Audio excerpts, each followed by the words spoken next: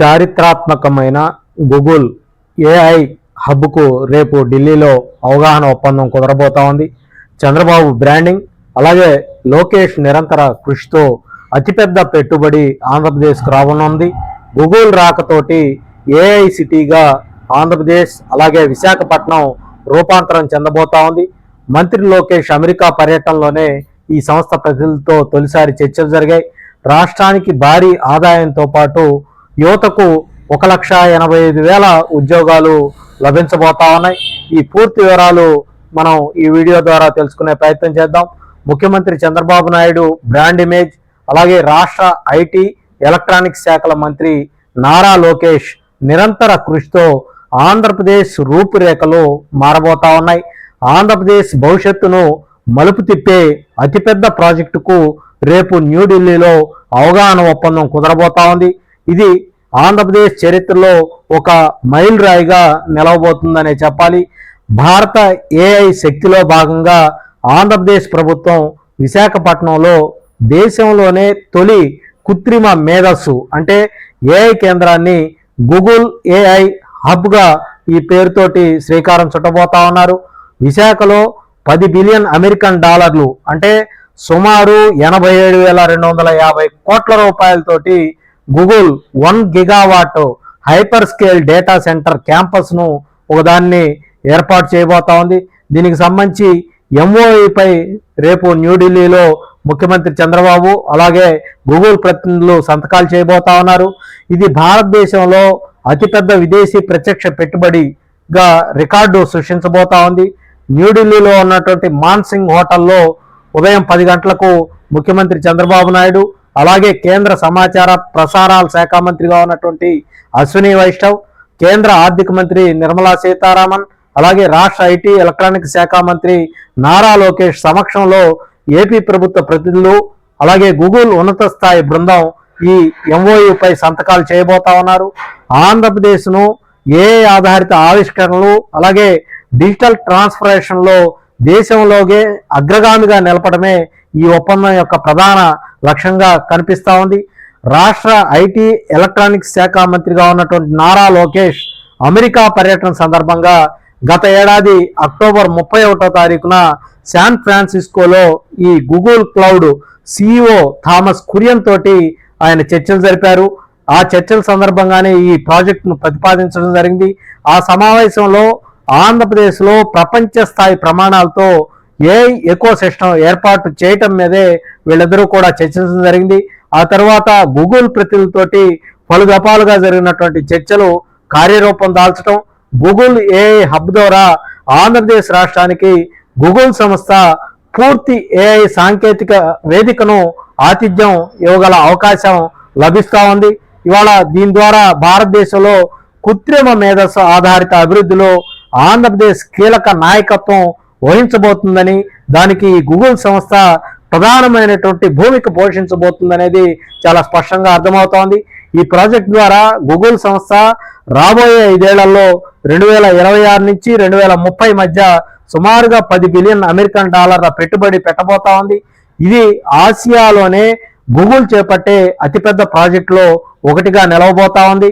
ఈ పెట్టుబడి ద్వారా వేల సంఖ్యలో ప్రత్యక్ష అలాగే పరోక్ష ఉపాధి అవకాశాలు కూడా లభిస్తాయని నిపుణులు అంచనా వేస్తా ఉన్నారు.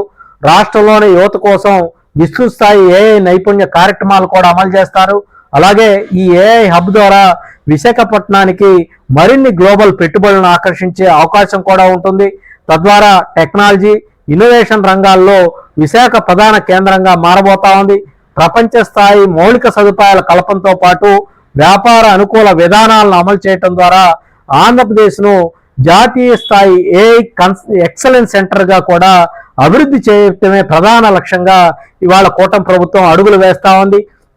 గూగుల్ చేపట్టే ఈ ప్రతిష్టాత్మక ప్రాజెక్ట్ ద్వారా విశాఖపట్నాన్ని కూడా ఏఐ సిటీగా మార్చే అవకాశం దక్కబోతా ఉంది.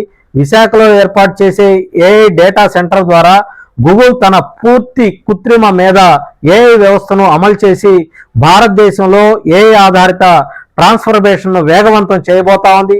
ఈ కొత్త ఏఐ హబ్లో అత్యాధునిక ఏఐ మౌలిక సదుపాయాలు అలాగే డేటా సెంటర్ సామర్థ్యం, భారీ స్థాయి ఇంధన వనరులు, ఫైబర్ ఆప్టిక్ నెట్వర్క్లను కూడా ఒకే చోట సమన్వయపరిచి విశాఖపట్నాన్ని భారతదేశ ఏఐ ట్రాన్స్ఫర్మేషన్ కేంద్రంగా నిలబెట్టబోతా ఉన్నారు. గూగుల్ గ్లోబల్ నెట్వర్క్తో సముద్ర గర్భంలో భూగర్భ కేబుల్ కనెక్టివిటీ ద్వారా అనుసంధానించి క్లీన్ ఎనర్జీతో పనిచేసే విధంగా ఈ ప్రాజెక్టును గూగుల్ డిజైన్ చేసింది. ఆంధ్రప్రదేశ్ ప్రభుత్వ అంచనా ప్రకారం ఈ ప్రాజెక్టు 2028-2032 కాలంలో సగటున సంవత్సరానికి 10,518 కోట్ల జిఎస్డిపి వాటాతో పాటు సుమారుగా 1,88,220 ఉద్యోగాలను కూడా సృష్టించబోతా ఉంది. గూగుల్ క్లౌడ్ ఆధారిత ఉత్పత్తుల ద్వారా సంవత్సరానికి 9,553 కోట్ల అదనపు ఆదాయం కూడా సమకూరబోతా ఉంది. మొత్తం 5 ఏళ్లలో సుమారుగా 47,720 కోట్ల ఆర్థిక లక్ష్యాన్ని చేరుకోబోతుందని కూడా అంచనా వేస్తా ఉన్నారు. ఈ ప్రాజెక్ట్ ఇటీవల రాష్ట్ర ముఖ్యమంత్రి చంద్రబాబు నాయుడు ఆధ్వర్యంలో జరిగినటువంటి రాష్ట్ర ఇన్వెస్ట్మెంట్ ప్రమోషన్ బోర్డు SIPBలో కూడా ఆమోదం పొందింది. ప్రాజెక్టును వేగవంతంగా ప్రారంభించడానికి వీలుగా సింగిల్ విండో క్లియరెన్స్, అత్యాధునిక మౌలిక సదుపాయాలు, అలాగే renewable energy, plug and play మౌలిక వసతులను AP economic development board, IT and electronics శాఖల సమన్వయంతో అందించే విధంగా ఏర్పాట్లు కూడా చేశారు. కాబట్టి రేపు ఢిల్లీలో ముఖ్యమంత్రి చంద్రబాబు సమక్షంలో అటు గూగుల్ ప్రతినిధులు ఈ అవగాహన ఒప్పందం చేసుకోబోతా ఉన్నారు. ఇది గనక ఈ అవగాహన ఒప్పందం పూర్తయి రేపు గనక అమల్లోకి వస్తే విశాఖపట్నం ఒక ఏఐ హబ్గా మారబోతుంది అనేది చాలా స్పష్టంగా మనకు అర్థమవుతా ఉంది. రాబోయే రోజుల్లో గూగుల్ సంస్థ విశాఖపట్నం కేంద్రంగా తమ యొక్క కార్యకలాపాలు సాగిస్తే భవిష్యత్తులో అనేక సంస్థలు ఈ విశాఖపట్నం వేదికగా పెట్టుబడులు పెట్టి తమ యొక్క కార్యకలాపాలను విస్తరించే అవకాశాలు కూడా కనిపిస్తా ఉన్నాయి. ఇప్పటికే అనేక ఐటీ దిగ్గజాలు కూడా విశాఖపట్నం వేదికగా పెట్టుబడులు పెట్టేందుకు రాష్ట్ర ప్రభుత్వం తోటి సంప్రదింపులు జరుపుతా ఉన్నారు. మొత్తానికి చూసుకున్నట్లయితే కూటమి ప్రభుత్వం అధికారంలోకి వచ్చిన తర్వాత ముఖ్యమంత్రి చంద్రబాబు అలాగే యువ నేత మంత్రి నారా లోకేష్ చొరవతోటి ఇవాళ రాష్ట్రానికి పెట్టుబడులు వస్తా ఉన్నాయి.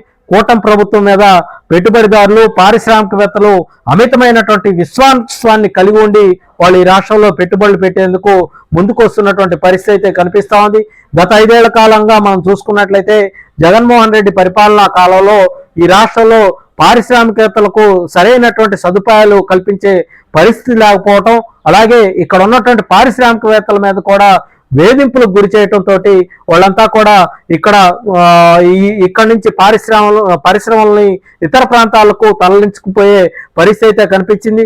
ఉదాహరణకు మనం అమర్ రాజా ఫ్యాక్టరీని చిత్తూరు జిల్లాలో అక్కడి నుంచి వెళ్ళగొట్టేదాకా కూడా ఆ రోజు ఉన్నటువంటి ప్రభుత్వం నిద్రపోలేదు. అదే కాదు, గతంలో బెంగళూరు నుంచి అనేక పరిశ్రమలు ఇక్కడ ఏర్పాటుకు ముందుకు వస్తున్నటువంటి పరిస్థితుల్లో వాళ్ళందరూ కూడా తమ పెట్టుబడులను ఇతర రాష్ట్రాలకు మళ్లించుకున్నటువంటి పరిస్థితి అయితే ఆ రోజు గత 5 ఏళ్లలో కనిపించింది. ఇవాళ విశాఖపట్నంలో పెద్ద ఎత్తున పెట్టుబడులు పెట్టేందుకు అనేక మంది ఐటీ సెక్టార్ పీపుల్ అంతా కూడా ముందుకు వస్తా ఉన్నారు. ఇక అమరావతిలో కూడా అదే విధంగా పెట్టుబడులు పెట్టేందుకు ఆసక్తి చూపిస్తా ఉన్నారు. రాష్ట్ర వ్యాప్తంగా అన్ని నియోజకవర్గాల్లో కూడా MSME హబ్లు ఏర్పాటు చేసేందుకు కూడా రాష్ట్ర ప్రభుత్వం ఇటీవల ప్రకటించింది. ఆ హబ్బుల్లో పెద్ద ఎత్తున అక్కడ ఉన్నటువంటి నియోజకవర్గ స్థాయిలో పరిశ్రమలు నెలకొల్పేందుకు ఒక మంచి అవకాశాన్ని కూడా రాష్ట్ర ప్రభుత్వం కల్పించినటువంటి నేపథ్యంలో చాలా మంది పారిశ్రామికవేత్తలు ఇవాళ ఆయా నియోజకవర్గాల్లో ఏర్పాటు కాబోతున్నటువంటి MSME పార్కుల్లో పెట్టుబడులు పెట్టేందుకు ఆసక్తి చూపిస్తా ఉన్నారు. ఏదేమైనప్పటికీ కూడా రాబోయే 5 ఏళ్ల కాలంలో ఆంధ్రప్రదేశ్ యొక్క రూపురేఖలు మారబోతా ఉన్నాయనే దాంట్లో ఎలాంటి సందేహం లేదనేది ప్రస్తుతం కనిపిస్తున్నటువంటి వాతావరణాన్ని చూస్తే మనకు చాలా స్పష్టంగా అర్థమవుతోంది.